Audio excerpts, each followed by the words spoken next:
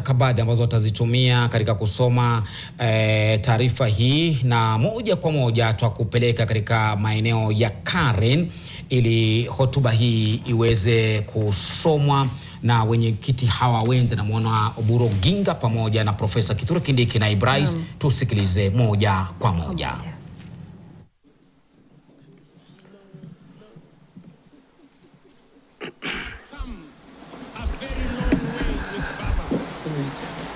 Fellow Kenyans, good evening.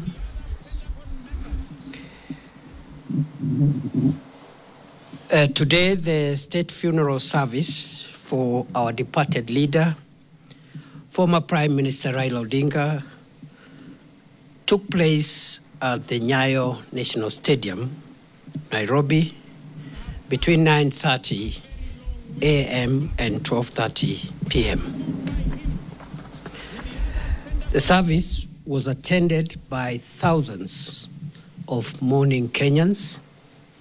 The entire political leadership of Kenya, led by President William Ruto and retired President Uhuru Kenyatta, heads of the legislature and the judiciary attended.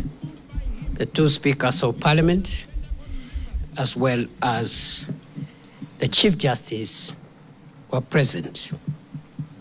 Governors, senators, members of the county assemblies, cabinet ministers, principal secretaries, senior government officials, the clergy, grassroots leaders, the ODM leadership and members from across Kenya, and hundreds of other dignitaries. The Odinga family, the presidents of Tanzania, Somalia, and Ethiopia, the vice president of Tanzania, and the interior minister of Rwanda, who was representing President Kagame, also attended. The committee is pleased to note the overwhelming turnout in the very important exercise that has taken place today. And the committee notes with appreciation many world leaders who brought not only their presence for those who came, but also the many world leaders who sent their messages of condolences formally through note verbals received by the Ministry of Foreign Affairs of our country. I know I did acknowledge the condolences that had been received by that time. But after we have left the stadium, we have received a few more condolences from world leaders. So allow me to, for the record, acknowledge the condolences that have been received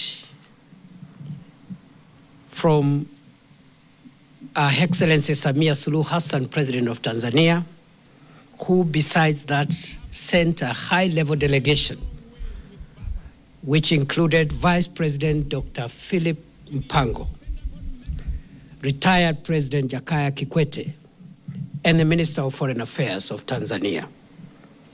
We are grateful to President Yoweri Museveni of Uganda, who sent the message of condolences formally. President Paul Kagame, who also sent the minister to represent him physically. President of Somalia, Hassan Sheikh Mohammed, who sent condolences and also came in person. Prime Minister of Ethiopia, Abiy Ahmed. The President of Djibouti, Ismail Omar Gele. The President of the Republic of Zambia, Hakainde Hichilema, the President of the Federal Republic of Nigeria, His Excellency Bola Ahmed Tinubu, the President of the Republic of Ghana, His Excellency John Mahama, the President of the Republic of Burundi, His Excellency Everest Ndayishimiye, the President of the Republic of Sierra Leone, His Excellency Mada Julius Bio, the President of the Republic of Zimbabwe, His Excellency Emerson Mnangagwa, the President of the Republic of the Gambia, His Excellency Adama Barrow, the President of the Republic of South Africa, His Excellency Cyril Ramaphosa, and a close friend of the Prime Minister who has left us, the Prime Minister of the Republic of India, Narendra Modi, also a close friend to the departed Prime Minister, the President of the Democratic Republic of Congo, His Excellency Tshisekedi,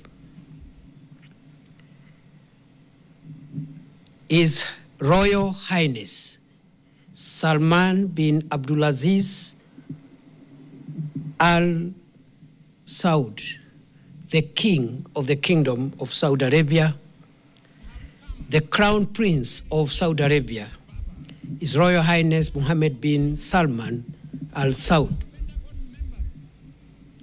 and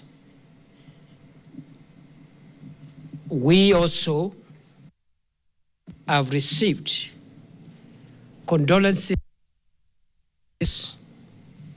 through the French Embassy in Nairobi. Allow me, for the record also, to recognize the condolences from the Minister for International Development and Africa of the United Kingdom of Great Britain and Northern Ireland, Jenny Chapman. I also acknowledge the condolences received from Antonio Guterres, Secretary General of the United Nations, Mahmoud Yusuf, the Chairperson of the African Union Commission, the European Union, the Executive Secretary of IGAD, Dr. Wokde Genehebeu, of the World Health Organization, Tedros Ghebreyesus, the Executive Secretary for United Nations Commission for Africa, Clever Gatei, the Assistant Secretary General of the Commonwealth of Nations, Louise Francesi, the Secretary General of East African Community, Veronica Nduva, but we have also the condolences of the Chairman of the United States Senate Committee on Foreign Relations, Senator James Risch, the embassies of Italy, the government of Australia, the government of Canada, the government of the Russian Federation, the government of the People's Republic of China. And you can see for yourself who the late Prime Minister Raila Odinga was, not just for Kenya, but to the world. As the National Committee on the State Funeral of the late Prime Minister Raila Odinga, we are very grateful to all those who condoled with Kenya, and we don't take it for granted that our leader has been so respected. One of our objectives was to make sure that we get the world to know that we consider the late Prime Minister not just a leader for Kenya, but a leader globally. Ladies and gentlemen, having done that, I would like to say a few more things. Invite my co-chair to say a few things and we briefing. And I would like to add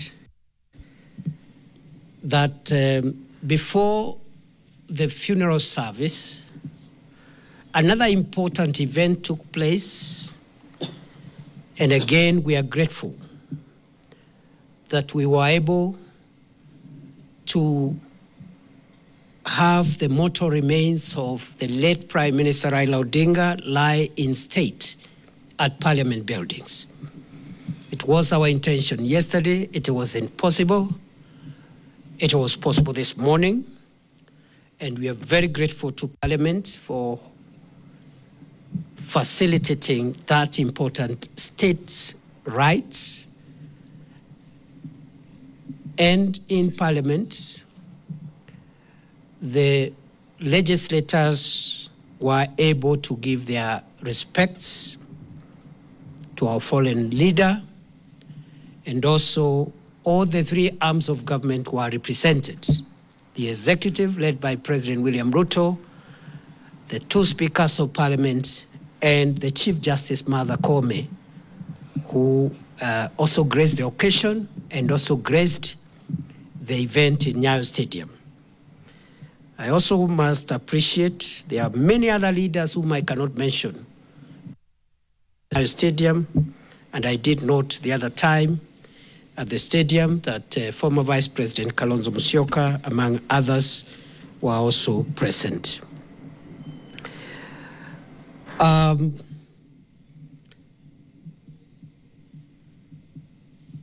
therefore, it is also important to announce to the country that we are pleased with what has happened in the afternoon. We had another event again, and that is the public viewing of the mortal remains of our departed leader. Thousands of mourners, members of the public, the rank and file, supporters and fellow citizens of our fallen leader were able to pay respects to the body of our leader. We are very pleased as a committee that that exercise, which just ended a few minutes to 5 p.m.,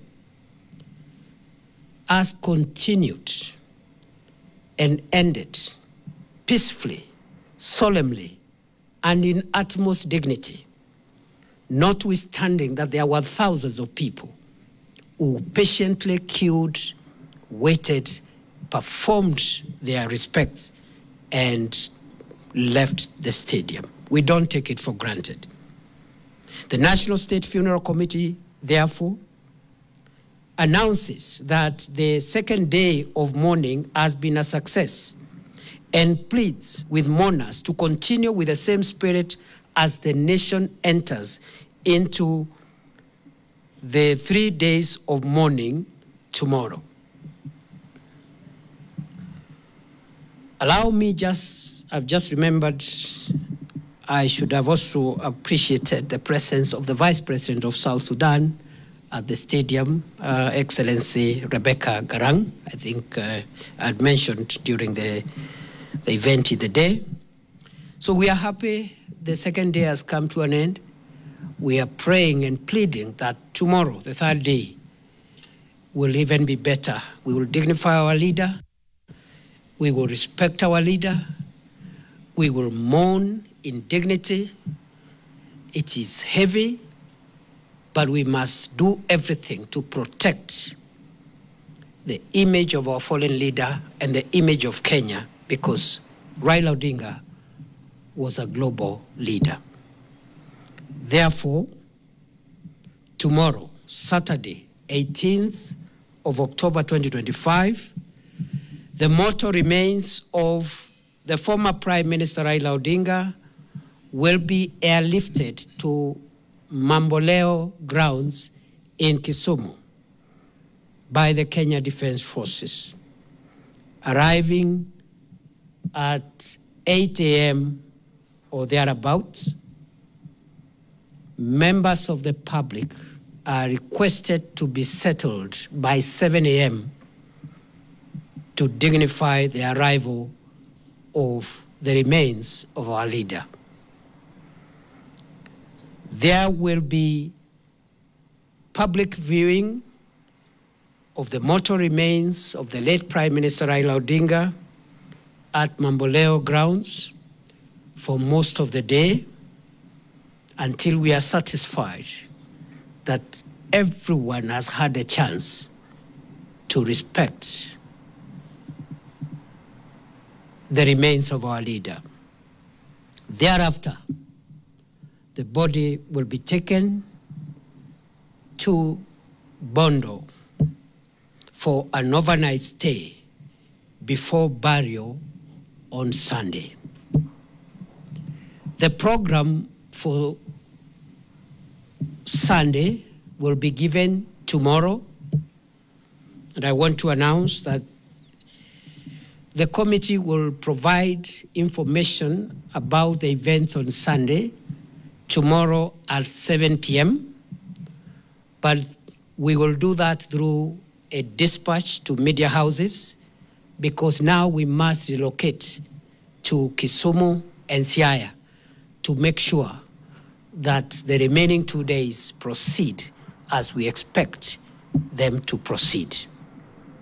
Therefore, 7 p.m. tomorrow, there will be a media dispatch to inform members of the public on the program for Sunday as we finalize this very important exercise.